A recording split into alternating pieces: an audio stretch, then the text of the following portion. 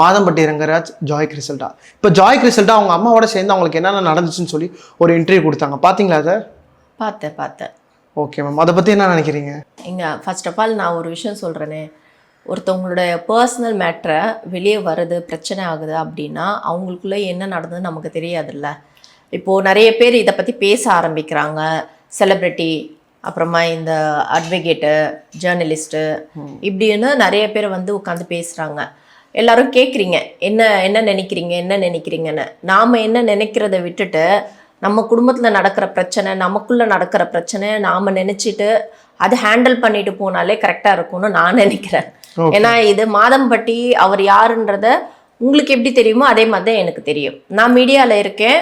So ஒரே சேனலில் அவங்களும் ஒரு ப்ரோக்ராம் நடத்திக்கிட்டு இருக்காங்க, கெஸ்ட்டாக இருக்காங்க.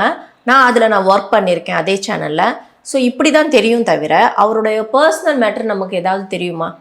இப்போ அந்த பொண்ணும் சரி இவரும் சரி எந்த விதத்தில் அவங்க பழகுனாங்க, எந்த தேவைக்காக பழகுனாங்கன்றது அவங்களுக்கு தானே தெரியும், நமக்கு தெரியாதுல்ல.